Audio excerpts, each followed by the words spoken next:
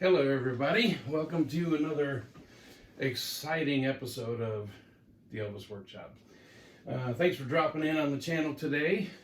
So today I want to go over, I wouldn't call him a friend of mine, I never met him, and he's passed away now, but he was somebody I did have a lot of interactions with, and he's very, very widely known and well known in the Elvis world. He was a publisher of a lot of books and quite the character in the Elvis world, and that would be the dearly departed Ger Rijff. So I wasn't sure. Let's go over his name first. Ger Rijff. Let's see. Let me grab one of these books here. So his name was spelled Gerrijff, and I always thought his name was Ger Rijff. I'm an American. What do you expect? But I met a friend of mine from Europe that knew him personally, did a lot of work with him, and he said his name was Ger Rijff. So we're going to talk about Ger today. A lot of people know him by his nickname in the Elvis world from many, many years ago, Tall Hair. And if you've ever seen pictures of Ger from a long time ago, his hair, it stood literally about this tall. He grew it out nice and long, teased it up, and his hair stood up like that, and he was called Tall Hair. Ger was an intense Elvis fan. Anybody that had any interaction with him can tell you just how intense he was. He was a phenomenal Elvis researcher, a huge Elvis fan. He grew up, his heyday was in the 60s and the early 70s. Growing up as a teenager, watching Elvis movies, and he discovered Elvis, and he was a huge fan of the 1950s Elvis. If anybody ever asked him anything about Elvis, all he wanted to talk about was the 50s Elvis. And he basically thought that Elvis sold his soul out in the 60s for the movies, and he was not a fan at all of the 70s Elvis. He referred to Elvis as wearing the Santa Claus belts and, you know, making a mockery of his 50s songs live in concert. And Ger was the type where he could be your best friend or your not your biggest enemy. I don't want to talk bad about him at all. He was a very kind soul. Actually, he was actually a really nice guy. I had a lot of interaction with him. Again, like I said, I never met him, but I dealt with him a lot online. I talked to him quite frequently, and he had a passion for Elvis like nobody I've ever met. And he saw Elvis in December of 1976 in Las Vegas, and I think it was December 12th, the opening show of the last show of Elvis's Las Vegas stand. You know, he wasn't a fan of the 70s Elvis. He didn't like the jumpsuits at all. He said that the big Santa Claus suits and the white jumpsuits kind of ruined his image, and he wasn't a fan at all. But he did say when he saw Elvis come out on the stage, he was like a little schoolgirl, screaming and yelling, and he said it was a fantastic show. So he got to see Elvis, which was great. But Ger specialized in the 1950s, so that's what we're going to talk about today. And I have a bunch of books here. I want to just kind of showcase a couple of them. I don't have all of his books. I have most of them. I don't have all of them. Ger was an amazing researcher. He would come over to the United States and go to cities that Elvis performed in and talk to the local newspapers and dig up their archives and find photos nobody had ever seen before.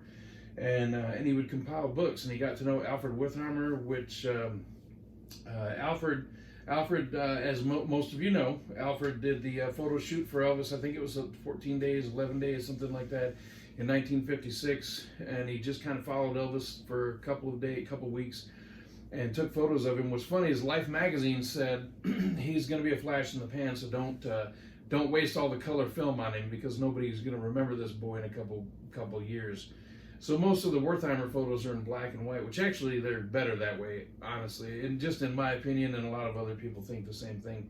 There are some color photos from the Wertheimer collection, but most of them are in black and white because of the magazine insisting that they didn't want to waste the expensive film on this flash in the pan. So anyway, Ger would go around and research and meet people and dig up Elvis photos that had long been forgotten or people didn't even know about, and he would compile them into books and And so that's what we have. That's really his legacy, is what he left behind. He was a bit of a controversial individual. If he knew I was making this video today, he would do one of two things. He would be very flattered and think it was cool and say, "Hey, youngster, good job, I appreciate it." Or he would say, "Take that bullshit down, and I can't believe you defiled my image by doing that." So you just never knew what you were going to get from Ger from one day to the next. I would like to think that he would be thrilled that I was doing this, and I'm just going to go with that. I think he would be happy with it. But anyway, I'm going to go over these two last. But I just want to quickly, I'm not going to flip through the whole book. That's a boring video. But I just want to show some of the books that he put together. And the point of this whole video is to maybe inspire you to go out and try to get some of his books, because there are pictures in these books, even though there are hundreds and hundreds of books, and you can't see over there, but I've got two bookcases with probably, you know what, I'm going to show you a quick look. I've got two bookcases over here with hundreds of books. Yeah, see there? Hundreds and hundreds of books. At least 200. Maybe 3. Anyway, but the point of today's video is not only to remember Ger as a huge Elvis fan and a great historian for collectors like myself and you. He was able to dig up archives that most people wouldn't have even thought about finding, and he was able to put them together in these very memorable books. And again, I don't have every one. I've most of them. I've almost every one. I think I'm missing 2 or 3, maybe 4. This is one of the early ones. It's not a hardback, but it's all in black and white, and it's just littered with pictures. Some that are a little bit more familiar today, but most of these pictures are, you know, I give you a quick example. I just saw one here. Let me flip back. Like this picture here, and I mean, it's not a great picture of Elvis, but this is the point, is that he found so many pictures like that from photographers' archives. So local newspapers, when Elvis would tour around the country, local photographers would take pictures of Elvis in concert, and, you know, they would go there and they would snap maybe 20, 30 photos, and maybe 1 or 2 would get in the newspaper, and the rest were in their archives. And so Ger would go around the United States and go to places where Elvis had performed and find the newspapers and get permission to dig through their archives. And he would dig these photos up, and then he would buy them or ask permission, whatever he did, I don't know. But he was able to get these pictures that had been undiscovered and put them in these books. And although Elvis has been reproduced in all these different books, a lot of these pictures are only available in Ger's books. And he put together some amazing projects. And this is one of his very early books. This is another one, Shake, Rattle, and Roll. Elvis photographs during the Milton Berle show. So this is a picture of Elvis on Main Street in Memphis, Tennessee. Kind of a well-known photo now, but may not have been previously. But what this is it's pictures, and there are other people involved. It's not just Ger, but he was the driving force. We'll just say that. And this is, I mean, it's just full of pictures of the audience and Elvis, and again, you know, there are pictures that are known to the fans, and they say, well, I've seen that one before, but then there will be 30 other ones that you've never seen before. You know, like that picture. Have you ever seen that before? And that one. You know, the whole book is littered with these photos. I mean, it just goes on and on and on. And again, most of these are only available in these books. They have not been republished in other books. You know, there's really great books, really great series of books out there, like the Elvis Files, for instance, which they go deep into the photographic catalog of Elvis. And still, there's photos that are only found in Ger's books. So this one's a great book. It's actually one of my favorites. Steamrolling Over Texas.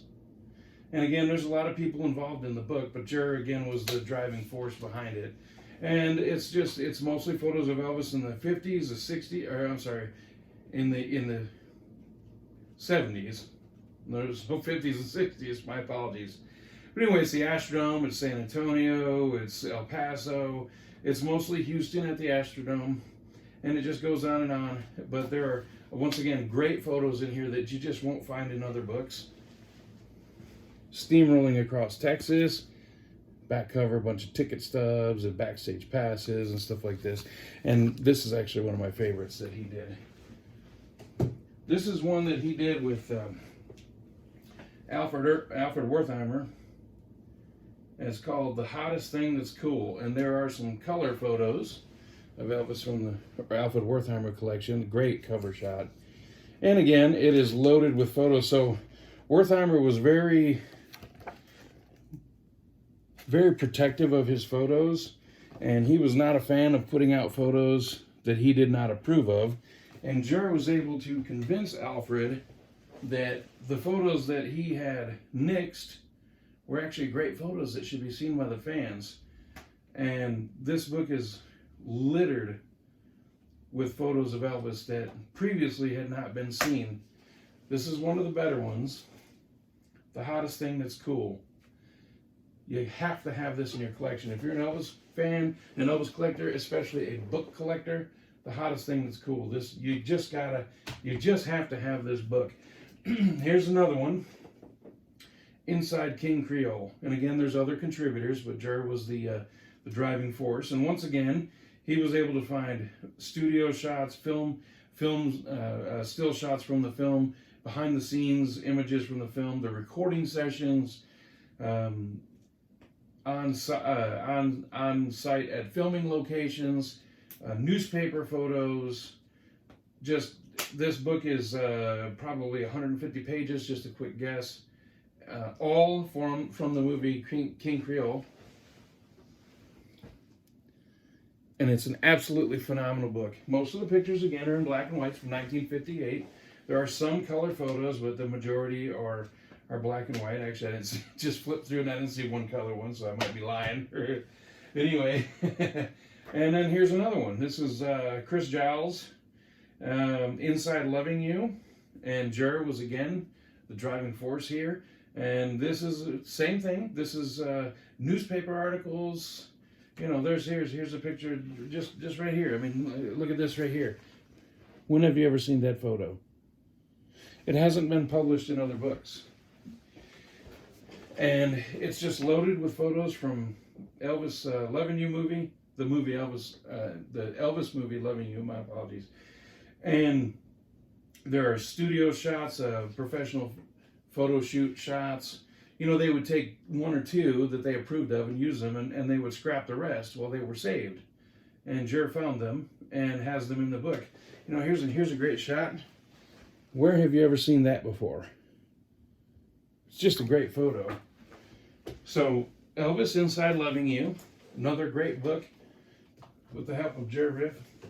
Here's another one, Rock and Roll Years, My Wish Came True, Volume 1, Elvis Unlimited, with Ger Rijff. Photo on the back of Elvis at the Audubon House, signing a hat.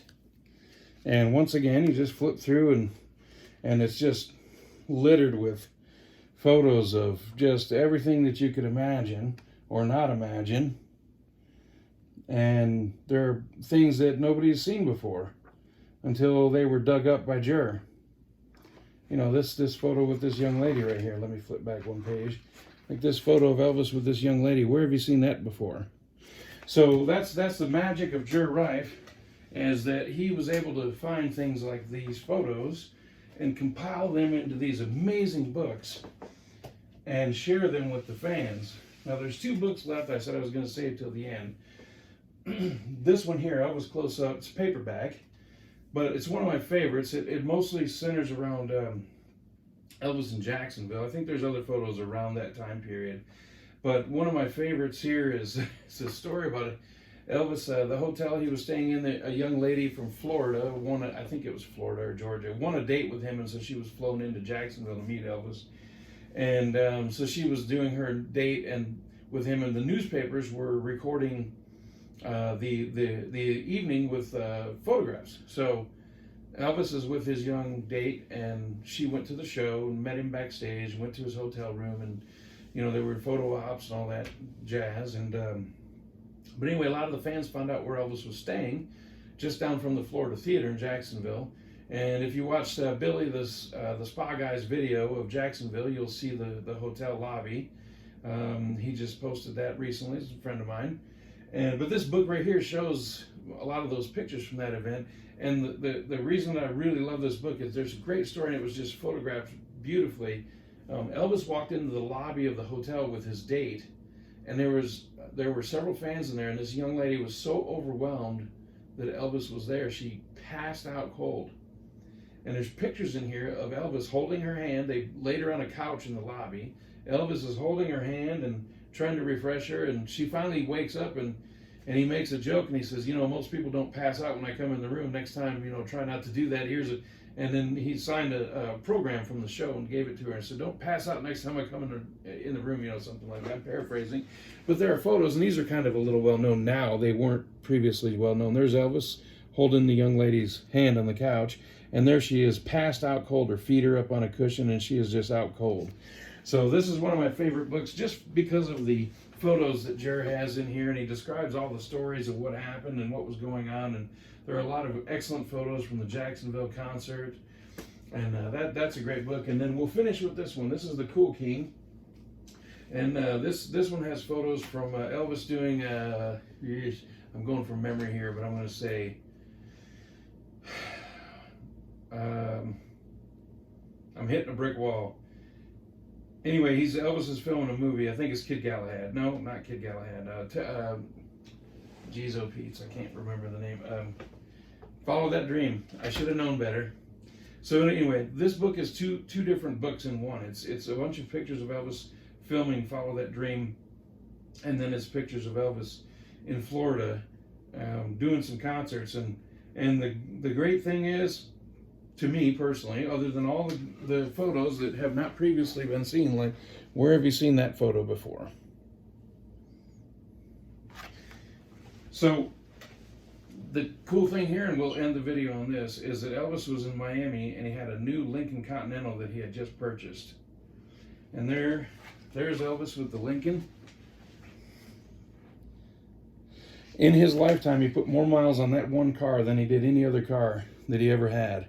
And he sold it in 1976. And that picture I just showed you of him leaning on the car, I have that same picture here in a shadow box. And in the shadow box, I have the radio knob from the car.